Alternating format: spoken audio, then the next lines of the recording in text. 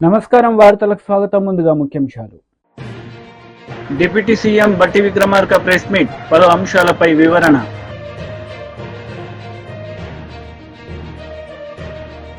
TDP polit bureau సభ్యులు Varla Ramayya media సమావేశం, పలు అంశాలపై వివరణ.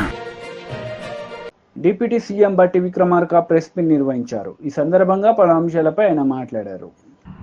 తెలంగాణ రాష్ట్ర ప్రయోజనాల కోసం, అట్లాగే విభజన చట్టంలో పొందుపరిచిన హక్కుల కోసం ఈ రెండు అంశాలపైన దేశ ప్రధాని శ్రీ నరేంద్ర మోడీ గారిని, అట్లాగే హోంశాఖ మార్చులు అమిత్ షా గారిని కలిసి రాతపూర్వకంగా రిప్రజెంటేషన్ ఇవ్వటమే కాకుండా ప్రత్యేకంగా కూడా వారికి రిక్వెస్ట్ చేస్తూ కొన్ని అంశాలు వారి దృష్టి తీసుకొచ్చాం. వాటిలో ప్రధానంగా తెలంగాణ రాష్ట్రానికి సంబంధించి అతిపెద్ద పబ్లిక్ సెక్టర్ అండర్టేకింగ్ గా ఉన్నటువంటి సింగరేణి కాలనీస్ సంబంధించి గోదావరి వ్యాలీ పరివాహ ప్రాంతంలో ఉన్నటువంటి కోల్ బ్లాక్స్ అన్నింటినీ కూడా ఆక్షన్ లేకుండా సింగరేణి పబ్లిక్ సెక్టర్ అండర్టేకింగ్ కి కేటాయించవలసిందిగా వారిని ప్రత్యేకంగా కోరాం. అట్లాగే ప్రతి రాష్ట్రంలో కూడా ఒక Indian institute of management IIM సంబంధించి ఆనాటి పార్లమెంట్ లో అప్పటి ప్రధానమంత్రి మన్మోహన్ సింగ్ గారి నాయకత్వంలో కొన్ని హామీలు ఇచ్చారు. తెలంగాణ రాష్ట్రానికి కూడా ఒక ఐఐఎం ని ఇంకా 10 సంవత్సరాల క్రితం రాలేదు, దయచేసి దాన్ని కూడా శాంక్షన్ చేయమని కోరాం.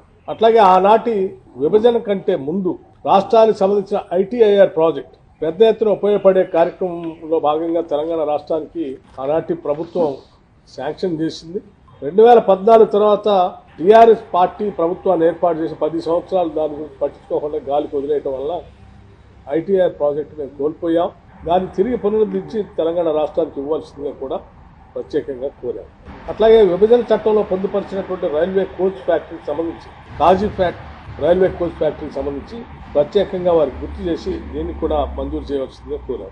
అతి ముఖ్యమైనటువంటి అంశం, దేశంలోనే డిఫెన్స్ రంగంలో కానీ స్ట్రాటజిక్ గా కానీ అనువైన ప్రాంతంగా ఉన్నటువంటి తెలంగాణ రాష్ట్రంలో అనేక డిఫెన్స్ సంబంధించిన పబ్లిక్ సెక్టర్ సంబంధించిన పరిశ్రమలు ఉన్నాయి. వాటన్నిటినీ ఎకోసిస్టమ్ కూడా బాగుంది కాబట్టి, మాకున్నటువంటి వాతావరణం కానీ హ్యూమన్ రిసోర్సెస్ కానీ అందుబాటులో ఉన్నాయి కాబట్టి సెమీ కండక్టర్ మిషన్ని తెలంగాణ ప్రాంతంలో చిప్ మ్యానుఫ్యాక్చరింగ్ కోసం ప్రత్యేకంగా పరిగణించి సహాయపడవలసిందిగా ఏర్పాటు చేయడానికి సహకరించవలసిందిగా వారిని కోరాం. అలాగే పేదవాళ్లకు సంబంధించి రాబోయే 5 సంవత్సరాల్లో 25 లక్షల ఇళ్లకు మంజూరు చేయవలసిందిగా కూడా వారిని కోరాం. అట్లాగే రాష్ట్రానికి సంబంధించి పెండింగ్ ఉన్నటువంటి గ్రాంట్స్ ఏదైతే ఉన్నాయో వాటిని కూడా రిలీజ్ చేయమని అడిగాం. దాదాపు 1,800 కోట్ల రూపాయలు 2019-20 నుంచి పెండింగ్ ఉన్నాయి, అవి కూడా కావాలని అడిగాం. అలాగే వాటితో పాటు ఇంకా కొన్ని ముఖ్యమైనటువంటి అంశాలు కూడా, నవోదయ స్కూల్ సంబంధించి ప్రతి జిల్లాకి ఒక నవోదయ స్కూల్ కావాలని అడిగాం. అట్లాగే కస్తూర్బా పాఠశాలలు కావాలని అడిగాం. కుసుమ్ స్కీమ్ లో లేకపోతే ఇంకొక స్కీమ్ లో సోలార్ ఆల్టర్నేటివ్ ఎనర్జీకి సంబంధించి తెలంగాణ రాష్ట్రం కొత్తగా ఎనర్జీ పాలసీతో ముందుకు వస్తూ ఉంది. సాధ్యమైనంత మేరకు పెద్ద ఎత్తున కేంద్ర ప్రభుత్వం ఎనర్జీలో మమ్మల్ని గట్టిగా ప్రోత్సహించడానికి కావాల్సిన సహాయ సహకారాలు అందించమని కూడా వారిని ప్రత్యేకంగా కోరాం. అట్లాగే డిఫెన్స్ ల్యాండ్ సంబంధించి గతంలో కలిసినప్పుడు ముఖ్యమంత్రి గారు మేము కలిసినప్పుడు ల్యాండ్స్ ఎలివేటెడ్ కారిడార్ నిర్మించుకోవడం కోసం వారు అప్పుడు అడిగితే వాటిని పరిగణలోకి ఇచ్చి శాంక్షన్ చేసినందుకు వారు కూడా ధన్యవాదాలు చెప్తూ, మిగతా డిఫెన్స్ ల్యాండ్ సంబంధించి కూడా ఎక్స్చేంజ్ కింద మాకు కొంత ఇవ్వాల్సిందిగా వారిని కోరాం. వాటితో పాటు రాష్ట్రానికి సంబంధించిన ఐపీఎస్ ఆఫీసర్ క్యాడర్ స్ట్రెంత్ పెంచుకోవడానికి కావాల్సినటువంటి సంఖ్యను కూడా కావాలని చెప్పి వారిని కోరటం జరిగింది. అట్లాగే విభజన చట్టంలో పొందుపరిచినటువంటి షెడ్యూల్ 9లో 10లో ఉన్నటువంటి పెండింగ్ అంశాలు కూడా సాధ్యమైనంత వరకు మేము మా ప్రయత్నంలో వాటి పరిష్కారం కోసం ప్రయత్నం చేస్తాం. అట్లాగే అవసరమైనప్పుడు కేంద్ర ప్రభుత్వం నుంచి మీరు కూడా ప్రత్యేక చొరవ చూపించి తెలంగాణకి న్యాయం జరిగేటట్టుగా చూడవలసిందిగా వారిని విజ్ఞప్తి చేశాం. టీడీపీ లీడర్ మీడియా సమావేశం నిర్వహించారు. ఈ సందర్భంగా పలు అంశాలపై ఆయన మాట్లాడారు. వ్యతిరేక భావం ప్రజల్లో ఉంది. ఎందుకంటే వీళ్ళు చెప్పేది ఒకటి చేసేది ఒకటని. ఎందుకంటే ఈరోజు నువ్వు జగన్మోహన్ రెడ్డి గారు చేసేటువంటి తీరు, మాకు ఆయన వెళ్ళేటువంటి తీరుని చూసిన తర్వాత నిజంగా ఎప్పటికీ కూడా ఈ వ్యక్తి మారడు, వీళ్ళు మళ్ళీ ప్రజలే బుద్ధి చెప్తారని చెప్పేసి ఈ సందర్భంగా తెలియజేస్తున్నాం. అదే ఈరోజు ఆయన ఇంకో మాట కూడా అన్నారు, తెలుగుదేశం పార్టీ కేవలం వాళ్ళు ఇచ్చినటువంటి ఏదైతే హామీలు ఉన్నాయో హామీలతోనే గెలిచారు, మోసపూర్తికంగా వీళ్ళు మాట్లాడి గెలిచారని చెప్పేసి మేము ఈ సందర్భంగా తెలియజేస్తున్నాం. గడిచిన 5 సంవత్సరాలుగా జగన్మోహన్ రెడ్డి గారిని ఏ విధంగా ఈ రాష్ట్ర ప్రజానికాన్ని మోసం చేశారో అన్న సంగతి మీకు ఒక్కసారి నేను వివరిస్తాను. ముఖ్యంగా పేదలకు అందుబాటు లేనటువంటి ధరలు ఎక్కడున్నాయండి? ధరలు ఆకాశానికి అంటుకున్నటువంటి ధరలు, నిత్యావసర వస్తువులు ఎక్కడ కూడా సామాన్యుడు కొనలేనటువంటి పరిస్థితి గత 5 సంవత్సరాలుగా ఉంది. ఇదే కాకుండా విషపూరితమైన అంటే పేదవాడి యొక్క బలహీనతను ఆసరాగా చేసుకొని నాణ్యత లేనటువంటి మందు అమ్మి సుమారు 35 లక్షల మంది అనారోగ్యం పాలైనటువంటి మద్యం అమ్మి ఈ రాష్ట్రంలో నిజంగా చాలా మందికి ఇబ్బందికి పెట్టినటువంటి పరిస్థితి. కేవలం ధనదాహం, పేదవాడి యొక్క బలహీనతను ఆసరాగా చేసుకుని ఇంకెందుకంటే కావాల్సింది ఏమైనా ఉందా మీరు చేసినటువంటి మోసం అని చెప్పి ఈ సందర్భంగా అడుగుతున్నాం. ఇదే కాకుండా యువతకి మేము క్రమం తప్పకుండా జాబ్ క్యాలెండర్ తీస్తారని చెప్పేసి ఎన్ని తీశారండి? అసలు జాబ్ క్యాలెండర్ అన్నారు, ఏముందా? ఏ రోజు చేశారా? ఇదే కాకుండా ఉద్యోగస్తులందరినీ కూడా రివర్స్ పిఆర్సీ అని చెప్పేసి వాళ్ళని మోసం చేసినటువంటి తీరు, ఉద్యోగస్తులను మోసం చేసినటువంటి తీరు. ఇదే కాకుండా డ్వాక్రా మహిళా రుణమాఫీ వాళ్ళకి ఎవరైతే అనుకూలంగా ఉన్నారో వారికి ఇచ్చి మిగతా వాళ్ళందరినీ కూడా ఇబ్బంది పెట్టినటువంటి పరిస్థితి. ఇదే కాకుండా మరి ఎస్సీ ఎస్టీ మైనారిటీ ఫండ్స్ సుమారు 29,000 కోట్లు మిమ్మల్ని నమ్మి ఓటు వేసినందుకు వాళ్ళు మోసం చేశారు. ఇంతకంటే సాక్షి ఏమైనా కావాలా మీకు? ప్రజలు ఎందుకు పంపించారని చెప్పడానికి? ఇదే కాకుండా అన్నా క్యాంటీన్లు మూసిపండి, పేదవాడికి పట్టెడు అన్నం పెట్టేటువంటి అన్నా క్యాంటీన్లు. మేము ఆ రోజు కూడా చెప్పాం, మీకు అన్నా క్యాంటీన్ ఇష్టం లేకపోతే మీ తండ్రి గారి పేరు పెట్టుకొని రన్ చేయమని చెప్పేసి, కానీ మూయొద్దని చెప్పాం. పేదవాడికి పట్టెడు అన్నం పెట్టేటువంటి అన్నా క్యాంటీన్లు మూసివేశారు. ఇంతకంటే మీకు చెప్పాలా మీకు ఎందుకు ఇంటికి పంపించారని చెప్పడానికి? ఎంతకంటే సాక్షులు కావాలని అడుగుతున్నాం. ఇదే కాకుండా సుమారు 14 లక్షల ఎకరాలు ఎసైన్ భూములు కబ్జా చేసినటువంటి తీరు. అందుకే ఈరోజు ప్రజలు ప్రతిదీ గమనించారు కనుకనే మీకు బుద్ధి చెప్పి ఇంటికి పంపించారని చెప్పేసి తెలియజేస్తున్న. ఇప్పటికైనా సరే మీరు ఈ 23 రోజుల్లోనే ఈ ఒక పద్ధతి కూడా లేకుండా మాట్లాడడం నిజంగా దురదృష్టకరం అని చెప్పేసి ఈ సందర్భంగా తెలియజేస్తున్నాను. ఇదే కాకుండా ఈ రాష్ట్రానికి జీవనాడైనటువంటి పోలవరం 30 లక్షల ఆయకట్టును తీసుకొచ్చేటువంటి పోలవరాన్ని విధ్వంసం చేసి పడేశారు. ఇది కేవలం పక్క రాష్ట్రాల ప్రయోజనాల కోసం. అందులో కాంట్రాక్టర్లు అందరినీ వైసీపీ లీడర్ మీడియా సమావేశం నిర్వహించారు. ఈ సందర్భంగా పలు అంశాలపై ఆయన మాట్లాడారు. పరిపాలించిన విధానంలో కానీ ఏ ఒక్క రోజు కూడా పార్టీల ప్రస్తావనే చేయలేదు. మా కార్యకర్తలు చెబుతున్నారు మన ఓటమిలో అదొక కారణమని. ఈ రోజు మీరు నెల రోజుల్లోనే చూపించేశారు అధికారం ఎందుకు తెచ్చుకోవాలి, అధికారం వస్తే ఏం చేయొచ్చు, అధికారం వస్తే పక్క పార్టీ వాళ్ళ మీద కేసులు ఎట్ట పెట్టొచ్చు, కొట్టడం ఎలా చేయొచ్చు, దోపిడీ ఎలా చేయొచ్చు, దౌర్జన్యం ఎలా చేయొచ్చు, కట్టుకున్న బిల్డింగ్లు ఎలా కోల్చొచ్చో మీరు చూపించేశారు. జగన్మోహన్ రెడ్డి గారు ఆ పాలసీ నమ్మలేదండి. ఆ పాలసీ నమ్మలేదు కాబట్టే ప్రతి ఒక్కళ్ళకి తెలుగుదేశం అయినా, బీజేపీ అయినా, కాంగ్రెస్ అయినా, లేదా కమ్యూనిస్ట్ పార్టీలైనా, జనసేన కార్యకర్తలైనా వైఎస్ఆర్ కాంగ్రెస్ పార్టీ పరిపాలనలో, జగన్మోహన్ రెడ్డి గారి పరిపాలనలో పూర్తిగా సంక్షేమాల్ని తీసుకున్నారు, అనుభవించారు. ఈరోజు మేమేం అడగటం లేదు. నిన్న కూడా గౌరవ మాజీ ముఖ్యమంత్రి వర్యులు వైఎస్ఆర్ కాంగ్రెస్ పార్టీ అధ్యక్షులు జగన్మోహన్ రెడ్డి గారు డిమాండ్ చేశారు, మీ పరిపాలన, మీ అధికారం ఇచ్చింది ప్రజలు దాడులు చేయమని, కేసులు పెట్టమని, హత్యలు చేయమని, కట్టుకున్న భవనాలు కోల్చమని కాదు, చేతనైతే మీరు చెప్పిన హామీలు నెరవేర్చమని చెప్పి అడుగుతున్నారు. ఈరోజు మేము చెబుతున్నాం, 2019లో నవరత్నాలనే హామీలను ఇచ్చాం, 96% ఇంప్లిమెంట్ చేసి చూపించాడు. మొదటి నెలలోనే దానికి ఆయన ఎక్కడ కూడా అనుమానానికి తావు లేకుండా చేశాడు. నవరత్నాలను పూర్తిగా అమలుపరిచాడు. ఈ రోజున మీరిచ్చిన హామీలే, మేమేం డీవియేట్ అవ్వట్లేదు, మీరు చెప్పిన హామీలే మీరు నెరవేరిస్తే చూడాలని. ఈరోజు మీరు 7,000 ఇచ్చారు, సంతోషం, ఆహ్వానిస్తున్నాం, ఆహ్వానించి తీరాల్సిందే. హామీలను రాష్ట్ర పరిపాలనా దక్షతతో ప్రజలందరినీ ప్రేమించి ప్రజలకు మెచ్చే నాయకుడిగా మీరు ఇంప్లిమెంట్ చేస్తే మేము ఆహ్వానిస్తూనే ఉంటాం. కానీ మీరిచ్చిన 7,000లో వైఎస్ఆర్ కాంగ్రెస్ పార్టీ వాళ్లకు ఓట్లు వేసిన వాళ్లకు ఎందుకు మీరు పథకాలు అమలు పరచడం లేదు?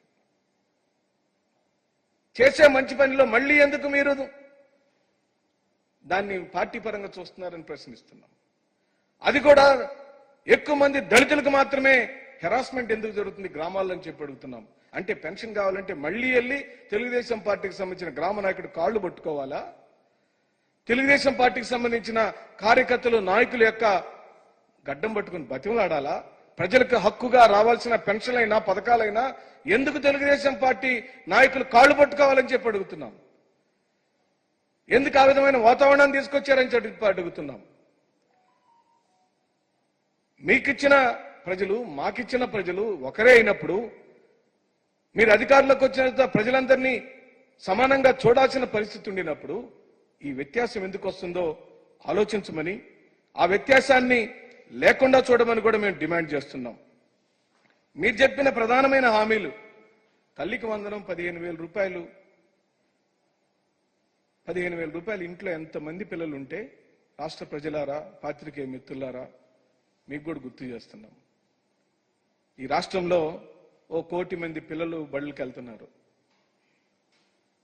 కోటి మందికి 15,000 రూపాయలు ఎప్పుడు ఇస్తాడు చంద్రబాబు నాయుడు గారని మేము అడుగుతున్నాం.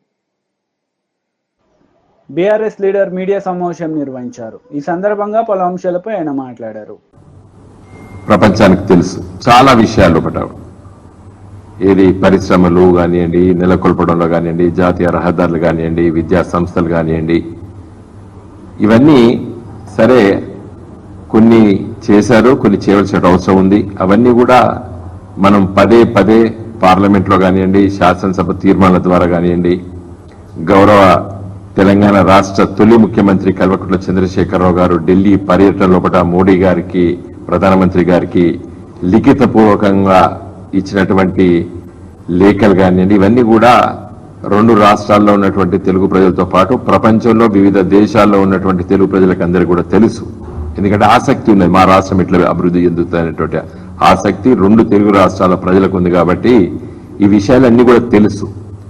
దాంట్లో ఒక ముఖ్యమైన విషయము 2 రాష్ట్రాల్లో కూడా శాసనసభ సీట్లు పెంచాలనేటువంటి విషయం కూడా సెక్షన్ 26లో చాలా స్పష్టంగా ఉంది.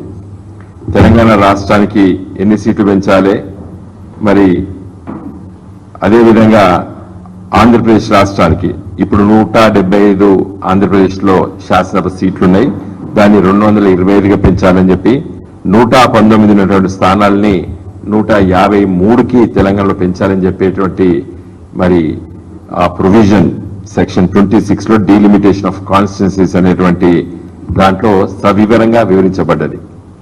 దురదృష్టవశాత్తు ఈ చట్టం తయారు చేసేటప్పుడు ఒక subject to the provisions contained in article 170 of the constitution అనేది ఒక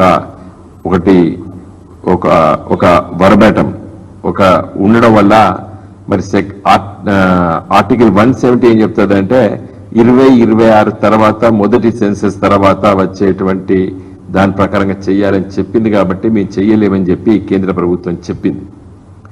ఆ సందర్భంలో మేము చాలా సార్లు మోడీ గారిని కలవడం జరిగింది, అదేవిధంగా లా మినిస్టర్ని కలవడం జరిగింది. ముఖ్యంగా దీంట్లో మరి ఆనాటి ముఖ్యమంత్రి కేసీఆర్ గారి చొరవతో మరి నేను ప్రత్యేకంగా తిరుగుతూ కేశవరావు గారు, నేను, వెంకయ్య నాయుడు గారు ఆ రోజు మరి మంత్రిగా ఉండే కేంద్ర కేబినెట్ లో వారు, ఈ లెజిస్లేటివ్ సెక్రటరీస్ వాళ్ళందరూ పిలుచుకొని మాట్లాడితే ఒక సింపుల్ అమెండ్మెంట్ ఈ చట్టానికి చేసి నాట్ ది స్టాండింగ్ అనేటువంటి ఒక పదాన్ని చూపిస్తే, అది డిలీట్ చేసి చూపిస్తే ఇది సరిపోతుంది చేయొచ్చు అని చెప్పి ఒక అభిప్రాయం వచ్చినప్పుడు కూడా మోడీ గారు దాటేశారు. మరి అదే వాళ్ళకు సానుకూలంగా ఉన్నటువంటి జమ్మూ కాశ్మీర్లో సీట్లు పెంచాలనే అవసరం వచ్చినప్పుడు మేము ఏదైతే ప్రతిపాదన చేశామో నాట్ ది స్టాండింగ్ అనే పదాన్ని పొందపరచాలనేది అదే పొందపరుస్తూ మరి ఆర్టికల్ 317 రద్దు చేసినప్పుడు చట్టం తీసుకొచ్చి ఇవాళ జమ్మూ కాశ్మీర్లో మరి సీట్లు పెంచుకున్నారు. అంటే బీజేపీ ప్రభుత్వానికి వాళ్ళకు ఇష్టం ఉన్న దగ్గర చేసుకున్నారు. మరి తెలంగాణ రాష్ట్రానికి, ఆంధ్రప్రదేశ్ రాష్ట్రానికి పెంచడం ఇష్టం లేదు కాబట్టి వారు పెంచలేదు. ఇది 10 సంవత్సరాలు. ఇది చరిత్ర చెప్తున్నా. ఇంకా అస్సలు విషయానికి వస్తా. చాలా ముఖ్యమైనటువంటి విషయం ఇది. ఈరోజు తెలంగాణ శాసన టీడీపీ పోలిట్ బ్యూరో సభ్యులు వర్ల రామయ్య మీడియా సమావేశం నిర్వహించారు. ఈ సందర్భంగా సీఎం జగన్ రెడ్డిపై మండిపడ్డారు. ఇన్ని కేసులు ఎదుర్కొంటున్నారు, ఇన్నిసార్లు కోర్టు మెట్లు ఎక్కుతున్నారు, మీరు ఇంతమంది లాయర్లతో మీరు మిలాఖాత్ అవుతుంటారు, మీకు తెలియదా? నేను అందుకే అంటున్నాను, అంతటి నేర చరిత్ర కలిగిన వ్యక్తిని చిన్నవాడు మంచివాడని ప్రస్తావించాడు జగన్మోహన్ రెడ్డి గారు. ఒకసారి ఆయన చెప్పిన మాటలు వినిపించు తమ్ముడు, రాష్ట్ర ప్రజలందరూ ఒకసారి వింటారు, వినిపించు. పిన్నెల్లి రామకృష్ణారెడ్డి గురించి. మంచోడు కాబట్టి గెలుస్తూ వచ్చాడు, ఆ మనిషి మంచోడు కాబట్టి ప్రజలు ఆశీర్వదిస్తూ వచ్చారు. అటువంటి వ్యక్తిని తీసుకొని వచ్చి తప్పుడు కేసులలో ఈ మాదిరిగా బిగించడం ఎంత మటుకు ధర్మం? అటువంటి మంచి వ్యక్తిని, పిన్నెల్లి రామకృష్ణారెడ్డిని మంచివాడన్న మంచి వ్యక్తినా జగన్మోహన్ రెడ్డి గారు? పిన్నెల్లి రామకృష్ణారెడ్డి బుద్ధాంకాన్ని మీద అటాక్ చేయించింది ఎవరండి? ఐరన్ పైపు తోటి భయపడి అదృష్టవంతుడు కాబట్టి బుద్ధాంకన్నా అతను మా బోండావమా బతికి బట్టగట్టారు. ఆ రోజు 2 శవాలు అక్కడ వేసేసారనుకున్నా నేను ఇద్దరిని. అదృష్టం బాగుంది, వాడెవడో డ్రైవరు స్పీడ్గా లాగిచ్చాడు కాబట్టి ఆ కారుని బతికి బట్టగట్టారు. అటువంటి వ్యక్తి చిన్నవాడిలాగా కనపడ్డాడంట జగన్మోహన్ రెడ్డి గారికి, మంచివాడిలాగా కనిపించాడంట జగన్మోహన్ రెడ్డి గారికి. సిఐని చంపేస్తాను నా కొడకని వెళ్ళిన వాడు సర్కిల్ ఇన్స్పెక్టర్ మీద మంచివాడిలా కనపడ్డారట జగన్మోహన్ రెడ్డి గారిని. వారి సొంత గ్రామంలో, పిన్నెల్లి సొంత గ్రామంలో ఒక దళితుడు మాణిక్యరావు అని ఒక దళితుడు తెలుగుదేశం పార్టీ తరఫున పోలింగ్ ఏజెంట్గా కూర్చుంటాండి. వాడిని అందరూ చూస్తుండగా, పోలీసులు చూస్తుండగా, అక్కడ ఒక ఫన్నీ డిఎస్పీ, గమ్మత్తు డిఎస్పీ, ఒక జోకర్ లాంటి డిఎస్పీ అక్కడ డ్యూటీలో ఉండగా అతని ముందే, ఆ డిఎస్పీ ముందే పోలింగ్ బూత్లో దూరి వాడిని కొట్టుకుంటూ బయటికి లాక్కొచ్చి, నా గ్రామంలో ఎంత ధైర్యం రా నీకు తెలుగుదేశం పార్టీ ఏజెంట్గా ఉంటాను కానీ, కొట్టి అక్కడి నుంచి వెళ్ళి వాడి ఇంటికి వెళ్ళి వాడి భార్యా బిడ్డల్ని కొట్టి మరలా తిరిగి వచ్చి మరలా వీడిని కొట్టి అక్కడ ఉన్న డిఎస్పీ చంపేస్తారు వీడిని అని ఆ డిఎస్పీ. బీజేపీ లీడర్ మీడియా సమావేశం నిర్వహించారు. ఈ సందర్భంగా పలు అంశాలపై ఆయన మాట్లాడారు. కావచ్చు, ఇక్కడ అన్ని సెంటర్లకు వెళ్ళి మీరు వాళ్ళని అడ్డుకునే ప్రయత్నం, భయభ్రాంతులకు గురి చేసే ప్రయత్నం చేస్తున్నారు. నల్గొండ కావచ్చు, ఖమ్మం కావచ్చు, అటు నుంచి వస్తున్నటువంటి నిరుద్యోగులందరూ కూడా అడ్డుకునే ప్రయత్నం, క్రిమినల్ కేసులు అయితే అని చెప్పేసి భయపెట్టించే ప్రయత్నం చేస్తున్నావు. నువ్వు ఎంతెంత భయపెట్టిస్తావో అంతంత ఉద్యమం అనేది ఉవ్వెత్తున ఎగురుతుంది. గుర్తుపెట్టుకో, తెలంగాణ చరిత్రలో ఆ స్థాయిలో మనం అంతా కూడా ఉద్యమాలు చేసినాం. నువ్వు వారిని అడ్డుకునే ప్రయత్నం కాదు, వారిని పిలిపించి మాట్లాడే ప్రయత్నం చేయి. వాళ్ళని అడ్డుకునే ప్రయత్నం టీఆర్ఎస్ గవర్నమెంట్ చేసింది, కేసీఆర్ చేసిండు. ఈరోజు కేసీఆర్ ఫామ్ హౌస్కే పరిమితం అయిండు. కానీ ఆయన దారిలోనే నువ్వు పోతున్నావు.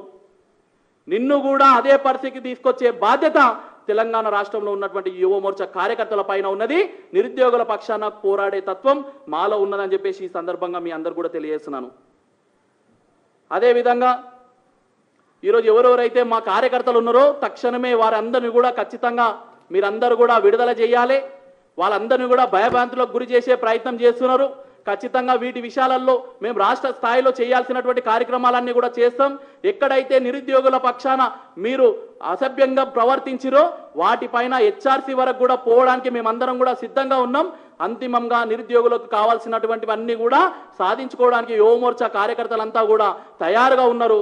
మేము అడగడానికి పోతుంటే మా కార్యకర్తల పైన దాడులు చేసే ప్రయత్నము, మా కార్యకర్తలు ఎక్కడికక్కడ కనిపిస్తే నీ పని చూసుకుంటామని చెప్పేసి పోలీసు యంత్రాంగం కూడా అంటున్నాను. నేను పోలీసు యంత్రాంగాన్ని నేను ఒకటి తెలియజేస్తున్నాను.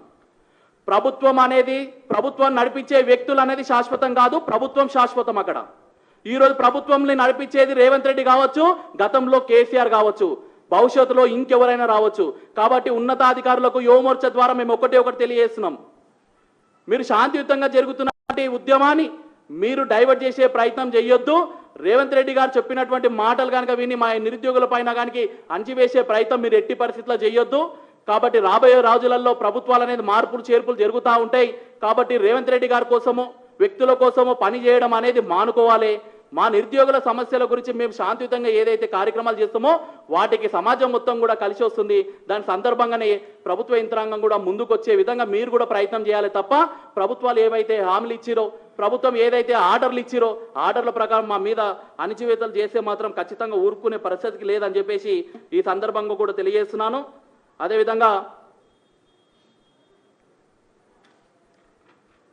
అదేవిధంగా ఏదైతే ఇప్పుడు దాదాపుగా తెలంగాణ రాష్ట్ర వ్యాప్తంగా 26 జిల్లాలలో బీజేపీకి సంబంధించినటువంటి జిల్లా కలెక్టరేట్ల దగ్గర మా యొక్క నిరసన కార్యక్రమాలు జరిగినాయి. నిరసన కార్యక్రమాలలో మేము చెప్పినటువంటి డిమాండ్లన్నింటిని కూడా ఇందాక చెప్పిన విధంగా మీరు ఆ డిమాండ్లన్నింటిని కూడా పూరించాలి.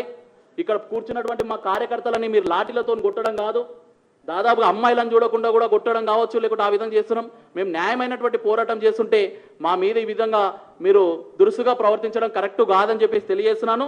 ఈ 26 జిల్లాలలో ఏవైతే కార్యక్రమాలు జరిగినాయో వాటిని అన్నింటిని కూడా మేము అందరం కూడా తీసుకొని రాబోయే రోజులలో మేమందరం కూడా గవర్నర్ గారిని కూడా కలిసి మా యొక్క వినతిని, మా యొక్క విన్నపాలు ఏవైతే ఉన్నాయో వార్తలు ముగించే ముందు ముఖ్యాంశాలు మరోసారి. డిప్యూటీ సీఎం బట్టి విక్రమార్క ప్రెస్ మీట్, పలు అంశాలపై వివరణ.